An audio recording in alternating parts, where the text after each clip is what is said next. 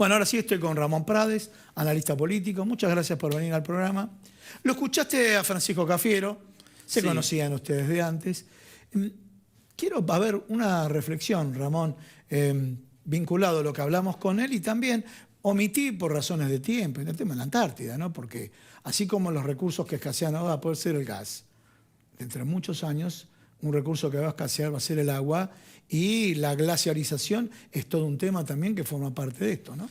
Bueno, muchas gracias por la invitación nuevamente en tu programa y a toda tu audiencia.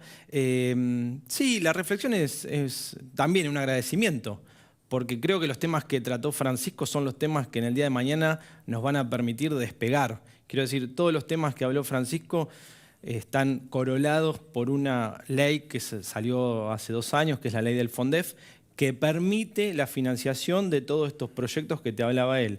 Entre ellos, por ejemplo, la financiación de la base Petrel en la Antártida. Vos sabés que la Argentina tiene presencia antártica hace más de 100 años. 100 años, sí. Y tiene bases permanentes y bases estacionales de verano. Te tengo que hacer una interrupción, porque como sos conocedor, cuando alguien conoce mucho el tema, empieza a hablar de los detalles.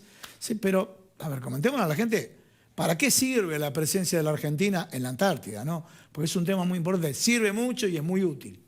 Bueno, mira, la presencia hoy de la Argentina y de otros países, porque hay muchos países, entre ellos Chile, por ejemplo, que recién se hablaba de Boric, tienen presencia en la Antártida. Hoy tiene un rol científico que sirve a toda la comunidad científica para entender cuál es el impacto, por ejemplo, del cambio climático. Hoy se habla mucho del impacto del cambio climático. Bueno, la Antártida es un lugar como no tiene o tiene bajo impacto de desarrollo humano, es decir, hay pocos habitantes, no hay actividades empresariales, productivas, etc. Es un reservorio que le permite a la ciencia global estudiar cuáles son los mecanismos de ese funcionamiento de un ecosistema casi pristino.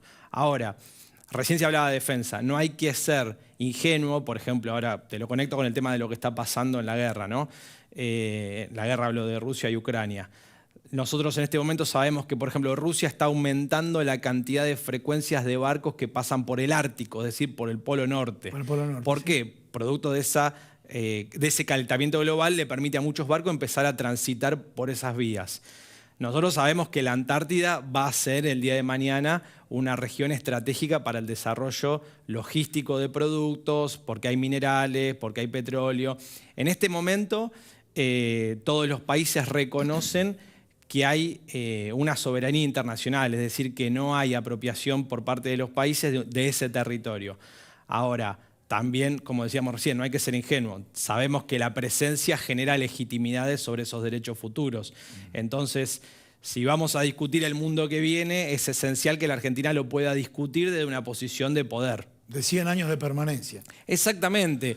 Estos son convenios, el convenio del Tratado Antártico se va renovando periódicamente, se vence, no recuerdo bien la fecha, creo que en 15 años, 20 años, es decir, no falta mucho. Y bueno, que la Argentina tenga presencia concreta y ni hablar lo que significa eso como proyección de cara a Malvinas, a Sandwich del Sur, Georgias del Sur. Es decir, tener presencia le sirve a la Argentina para poder justamente seguir reclamando esos territorios que le pertenecen. Bien, clarísimo, clarísimo. Bueno, viste, yo le comenté a ustedes, me había preguntado, bueno, ¿me vas a meter con la rosca política? Y la geopolítica obviamente tiene un manejo maravilloso. Bueno, contanos un poco. Bajemos a tierra. ¿Qué está pasando en el día a día? ¿Cómo estás viendo? Sí, o sea, ya venimos del escenario internacional con Gabriel Boric, venimos del escenario antártico, ¿sí? La defensa.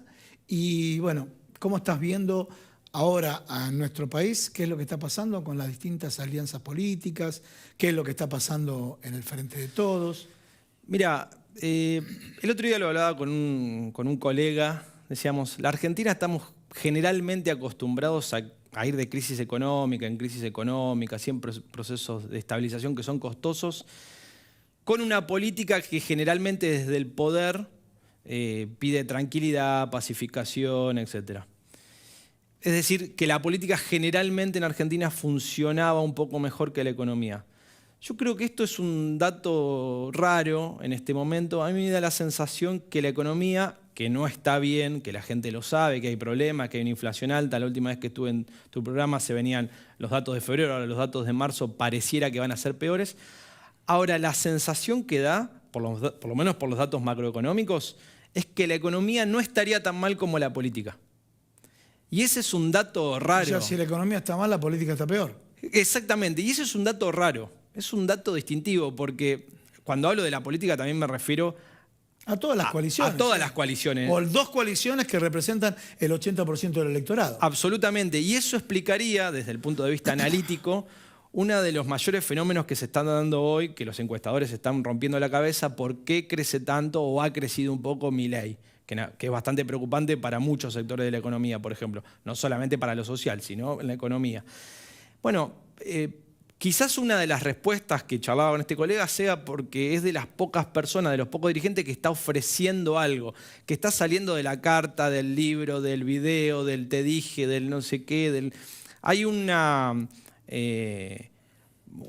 exceso de show de la política. ¿Viste como el programa este tan conocido en América TV, que no lo vamos, digamos, de armar de la política un gran cotorreo, que al principio entretiene, que parece que está bueno, que todos se divierten, pero después, cuando la economía no funciona, termina siendo muy desgastante. Entonces está generando en los sectores populares de menores recursos una irritabilidad importante, que se está viendo en ciudades como Buenos Aires en la calle.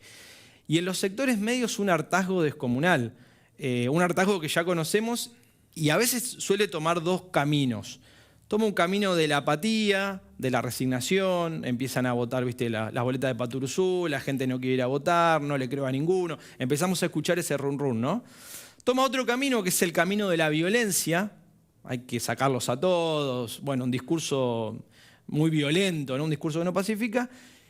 Y yo espero que la sociedad argentina, como creo que hay que pacificarla y soy un reconstructor nato de los puentes sociales, espero que de este lado del mostrador, de las fuerzas políticas más importantes, se cree una idea, un destino común, esto que decía Francisco Cafiero recién, una idea, un horizonte sobre las verdaderas políticas de Estado. En definitiva, es la posibilidad de crear una esperanza con algún viso de realidad, porque la gente está cansada que uno le diga una cosa que va a pasar y nunca pasa. Entonces, me parece que es muy importante desde la política, de los medios de comunicación. Cuando me refiero a la política, lo mismo que hablábamos la otra vez, ¿no? Desde todos los sectores, sindicales, empresariales, la dirigencia, dar un mensaje de estabilidad, de pacificación, de horizonte, de proyecto, de futuro. Mostrar las cosas que se hacen bien, que son muchas, que creo que el gobierno no las informa con la fuerza que debería,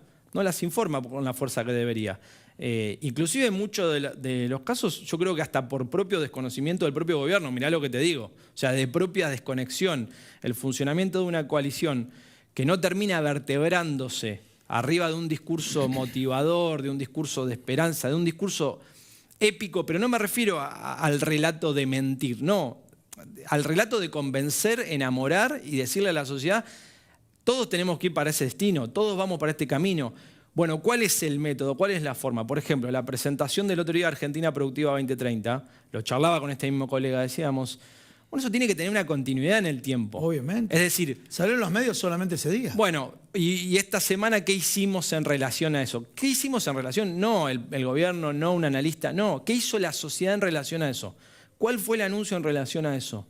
Es decir, yo creo que hay que embarcar a todo el proceso social, a toda la democracia, en un destino posible. Esto que inauguró Alfonsín en su momento con la democracia se come, se educa. Bueno, ahora, ¿qué se hace con esta democracia que ya está consolidada, por suerte? Cuando aparecen algunas voces disonantes, la política no sirve, todo, es un llamado a atención. Ahora, hay que entender que la gente está cansada, más en los centros urbanos. Yo creo que la audiencia que nos mira desde el mal llamado interior profundo, que está acostumbrada a la agenda del trabajo, la producción, que se levanta todos los días, tiene su comercio, levanta la persiana, sabe que tiene que hablar todos los días con los contadores para pagar la infinidad de cosas que hay. Bueno, esa gente está más relacionada con eso cotidiano, del objetivo. Pero acá en los grandes centros urbanos, ¿qué es lo que la política le quiere decir a la sociedad para que la vuelva a votar? O pedirle el voto en 1 año y medio. No nos olvidemos que en 1 año vamos a estar de vuelta que las PASO sí, que las PASO no, que quién va a ser, quién no va a ser. Bueno, Bueno, Ramón, muchísimas gracias por haber venido al programa. Muchas gracias a vos.